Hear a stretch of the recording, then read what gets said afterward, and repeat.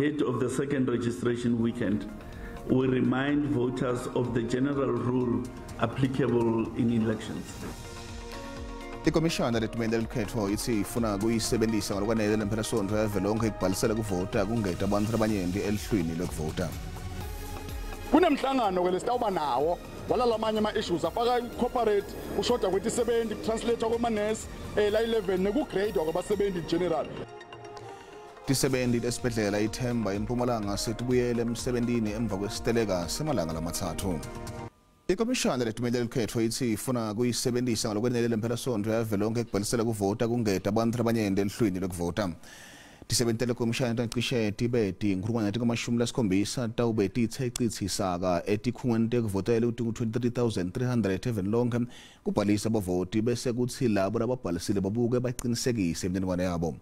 Kwanyalo sibangetulu kwa 27 million bantu abasehlwini lokuvota. Sikhulu se-IEC sayimama Bolo sikhumbute abavoti ngekubaleka kokubhalisela kuvota nanekuthi lempelasonto lena yekugcina yekubhalisa. Ahead of the second registration weekend, we remind voters of the general rule applicable in elections. That is, a person votes at the voting station where they are registered. The only exception to the rule is that a voter may vote outside of the voting district of registration only if they first notify the Commission by a date which will be regulated by the election timetable. Kwabhalisa bamvu labalinganiselwa ku3 million ngempelasonto yokuqala ikubhalisela kuvota nyakenye. Kusetshenziswe luhlobo lwetebuchwepheshe iVMD kubhalisa. Kanzi lolu hlobo lukhomba titeshi tekuvota letivuliwe, tisebenzi letikhona, kanye nenqubo yekubhalisa ngaphandle kwekuthinkamedwa kugcinywa kagesi. The devices are designed to operate online via a secure private cellular data connection. However, all three applications have been coded to function fully without access to the network, and what we generally call the offline mode. Likomishana letelukhetho lincuse imimango ukuthi ihloniphe amalungelo ebantfu labafuna kubhalisela kuvota. Lokhu kuta ngemva kwemibhikisho kuleminye imiphakathi leyaphatamisa tinhlelo tale komishana ngempelasonto ekubhalisela kuvota nyakenye. Certainly, where we are aware that there are areas of tension, there has been, those areas have been identified, and there have been agreements about additional steps that will be taken. Takhamuti kumele tibe namatisi losemthethweni kute titokhona kubhalisa. Kansi titeshi tekuvota titawuvula kusukela ngensimbi yesiphohlongo kuya kuyesihlanu ngemgcibelo nangelisonto. Kuboshwe abantu bangaphandle labasha labatofuna kufihliswa inhloko kuleli bagcinwa etikhungweni tebakhoseli etindaweni ezahlukene kuleli. Inhlangano lengenti inzuzo iScalabrini Center eKapa ithi ngembono wayo lokhu kukuhlanekela umthetho.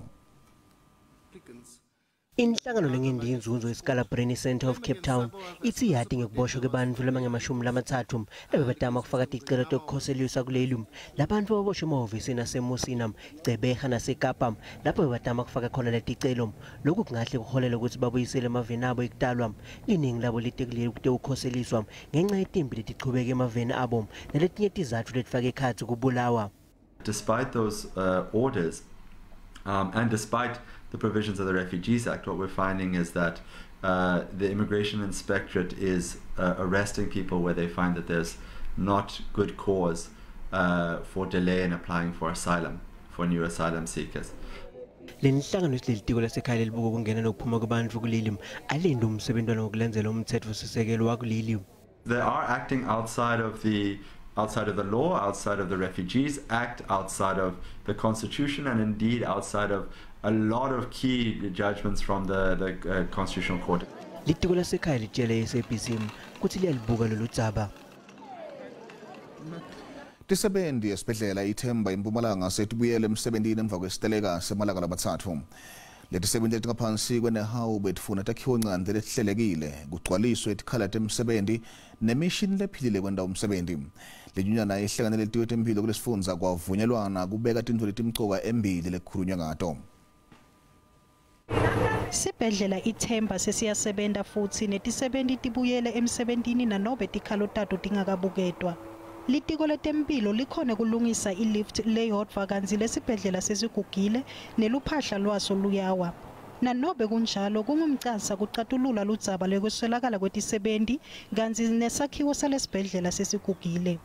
Kunemhlangano ke lesitawuba nawo wala lamanye ama issues afaka corporate ushoda kwetisebenzi translate kwama nurse la 11 nekugrade kwabasebenzi in general. Sathi ke lokho lokunye sidabe sesiyakhuluma ke emhlanganweni wethu lesitoba nawo nelitiko khona lapha eThemba Hospital. Leli tiko likhathatekile njengoba kusebenza kuphathamisekile kanzi lithembise kulungisa lenkinga ngokusheshsha. Tonke letikhala lebatiletsile sibuka ukuthi njengoba sikunemhlangano lesiubekile loto bakhona kulamavikana latako ukuthi sitawusebenzisa leso sikhathi kubukete ukuthi ngikuphi lokunye lesingakulungisa ukuze ukuthi makufika leso sikhathi sikhone kubaniketa umbiko lophelele ukuthi ngikuphi lesakho sesikhone kukwenda ngikuphi lokunye mhlawumbe lekusashoda lesitokubona ukuthi sikwenda nini nokuthi sitakucetha nini. Leli tiko liniketwe emaviki lamabili kuta neluhlelo lwekusombulula tikhalo tetisebenzi. Dokotela uMatinyo lwacilonga umsola wesibili eceleni lekubulawa kwaSenzo Meyiwa ucithileni inkulumo tekuThibo ngaNdanzi washaywa. Dokotela Thabang lwacilonga Ndanzi kusuka elukhalo kuya eTulu mhla tinga-22 ngenyanga yenhlaba nga-2020 lekusikhathi lesemkhatsini kwaleso lekuthiwa kulapho avuma khona licala etikhatsini etimbili tahlukene. Hloko wacilonga Ndanzi kuthola litinyo legolide kepha wakhanza ukuthi bekete. Lena ke indlela lebekade achazwe ngayo lomnyo labo labangena kule ndlu lapho kwadujula khona Meyiwa. Hlokwe ngifakazi wegcina wembuso kulecala. Dokotela Thabang lohlole bongantanzi longomsolo wesibili kuleli cala uqinisekisile ukuthi bekude timpawu letikhombisa ukuthi uye washaywa. Lokhu kuta ngemva kwekuthi intanzi athe washaywa ngamaphoyisa ngenhloso yokuthi avumele licala. Ngekwendlela ke esafundiswa noma esatshelwa ngayo ke kuya ngokuthi ke umuntu ke uyibala elinjani ke kulapho ke ongathi ke bona ke badakhe ke uma futhi umuntu ecindezelwe ke yena ke kodwa kulabo ke abakhanyayo ke kufanele ukuthi ke bona ke isikhathi ke esingakanani umuntu ke ecindezelwe noma ke ekhanywe ngoba lokho kubona ke kuzoba khona ke okubonakalayo kuyena. Noma kunjalo uthi basolwa bahlolwa sekwengcema langa lamathathu. Futhi ke uma kuukuthi umuntu uhenyiweke noma lokho abizike ukuthi ke amahikisi noma ke ama-lives ayahlala ke emuntwini ke isikhathi esingangeviki la engangimbona khona mina kwakungekho nje okuyinkomba noma okushoyo ke ukuthi la ubuso entamo ke lokho engikubonayo ke ukuthi lo muntu lona ke khona la ekwangquzulana khona ke noma ke ashaywa khona ke. What was this patient posture when you were examining them? Did they show any signs of pain, any signs of discomfort? Uthi cha lokho ke akuzange kube khona ke. Hloko uqhubeke waqinisekisa enkantolo ukuthi uma ngabe bekukhona la kubonile bekadakuvete embi kwenkantolo kepha umsolwa akamange akhalena ngetinhlungu kwendela ukuthi athunyelwe kulabanye bodokotela bayomhlola. Uthi umsolwa abengumuntu lobekahleka esikhatsini lesiningi asenaye. Leli cala liyaqhubeka. Etindzabeni SABC nginokubonga Mgwenya ngiseJozi. Esibhedlela abafundi besikolo ayisamkelwe sine secondary eAdo ngaphandle kwaseGqeberha eMpumalanga Kapa solo basethukile kulandzela kushona kwemfundo leminyaka le-15 kulesikolo.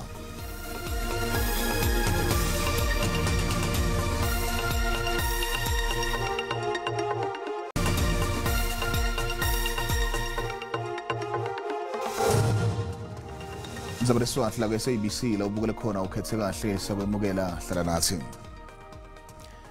Bafundi besikolo ayisamkelwe sine secondary eAdo ngaphandle kwaseGqeberha eMpumalanga Kapa solo basethukile kulandzela kushona kwemfundo leminyaka le-15 kulesikolo. Lo mfundzi uhanjiswe ngendiza nelisiba emhlana kumikiswa esibhedlela kepha kwamehlula kufa ngenxa yokulimala lekuthola isikhathi itekisi lebekathamba ngayo shesa nesitimela itolo. Umshayeli wetekisi ushone khona lapho kwendeke khona lengoti. Bafundi babili solo basesibhedlela kwembulwa kwembeswa. Ummango wase-Ado ushacekile kulandzela kushona kwebantfu lababili bese kuthi lababili balwela timpilo tabo esibhedlela. Kuphinze kwalimala abafundi laba-15 labaphutfunyiswe esibhedlela. Kanti labanye lomuhla belulekwa ngekwengcondvo. Satyelela apha esikolweni senza lento sathi kukuzama ukuthambisa nokuphulula imiphefumulo yesihlangalala lento kuthiwa mass counselling. Sasuka apho saphinda senza lento sathi kukuphulula imiphefumulo yaba bantu esicingela into bangaba mhlambi basondele kakhulu apha kulenhlungu. Kanti ke nemindeni yelulekwa ngekwengqondo. Kwimeko ezimalunga nento bangaba kuchabe ubani sizawuthumela igqiza lethu elizaba noxanduva lo into bangaba lokuhlola likhangele imeko nezinto sinokuthi singenelele ngazo. Isengakatiwa imbangela yalengoti. Amazuvelwana ngazenzisiyo aya kusapho lalengwengwane ethi yaphulukana nobomi bayo ngesiquphe. Kanti kumphathisi wesebe lezothutho uMnumzana Xolile Nxathane isebe lonke linqwenele lapho lamakhwenkwana azibhaqelweni ubomi bawo esibhedlele kungoku nje. Asengakadzalulwa nemagama alabashonile. Lona ngombono wembukeli iSABC eteyathweswa ukuthi phendulela ngawo. Sikijima sempumalanga kuva ukuthi siphomotha uphethe iphi kulephuma emboteni nyalo ngensimbi yesithupha. Motha awutenato mnakethu. Lishonile mbukeli, lishonile Stumo. Ekhasi kweTindzaba lesiphethe ehlelweni liphuma embiteni namhlanje Nzambama kulikwala FM.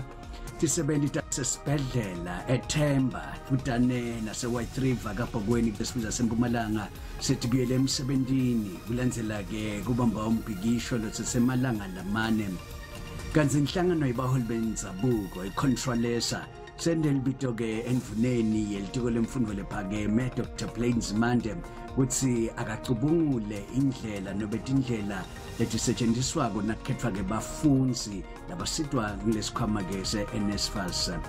Yemlaleli uleti naletinye ke tindzaba longathlinzela ehlelweni letiphuma embiteni kulikwala FM namhlanje Nzambama emkhatsini kwensimbi yesithupha nesikhombisa angibeke kakhulu Stumo. Sikhona Motha sikhona ngalesibili ngemsombuluko khona teSindebele sisale kahle.